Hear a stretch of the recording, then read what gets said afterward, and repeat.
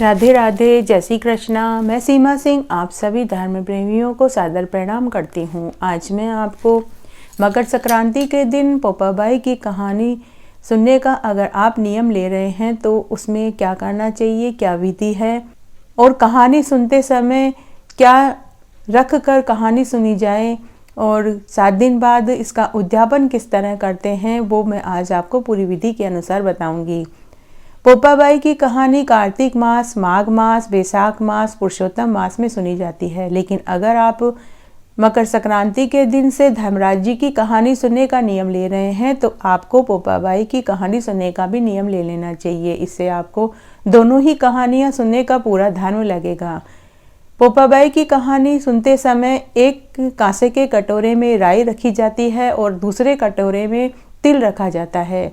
कांसे का कटोरा कैसा होना चाहिए, कितना बड़ा होना चाहिए और पोपाबाई के नाम से कपड़े और दक्षिणा के रुपए कैसे और कितने रखें वो मैं आज आपको बताऊंगी। तो आइए हम देख लेते हैं कि राई और तिल किस कटोरे में रखना चाहिए। ये कांसे का कटोरा कुछ इस तरह से होता है। इस तरह से कांसे का कटोरा आता है। इसमें आप एक में मैंने इसी तरह के ये कटोरे लिए हैं, इसमें मैंने तिल भरे हैं और दूसरा मैंने ये कांसे का कटोरा लिया है, इसमें मैंने राई भरी है। ये जो इसी तरह के हैं तो आप भी इसी तरह के कांसे के कटोरे लेके आएँ जिसमें आप में एक में राई भरें और दूसरे के अंदर इस तरह से तिल भरें। इस तरह से ये रखें और आपको साथ में लेने हैं एक साड़ी, पेटीकोट और लाल कपड़ा।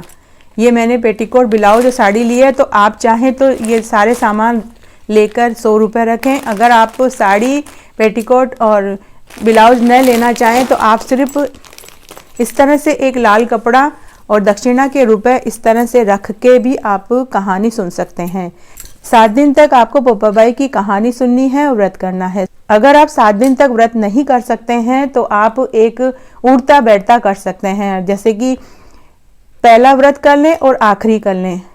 तो इस तरह से भी आप यह व्रत रख सकते हैं, कहानी सुन सकते हैं। कहानी सुनते समय आपको इसी तरह से राई का कटोरा और तिल का कटोरा रखना है और 7 दिन तक कहानी सुननी है।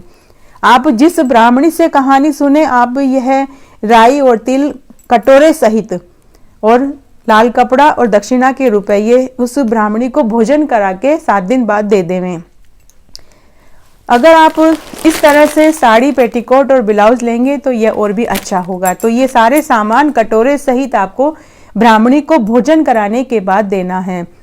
लेकिन अगर आप चाहते हैं कि आप एक ही दिन पोपाबाई की कहानी सुने और एक ही दिन आप उद्यापन करें तो आप मकर संक्रांति के दिन व्रत रख के एक कटोरे में इस तरह से तिल भरें और दूसरे कटोरे में राई भरें और ये सारे सामान ऐसे यहाँ इसके ऊपर रख के आप कहानी सुने और ये सारे सामान मकर संक्रांति के दिन ही आप ब्राह्मणी को दे सकते हैं।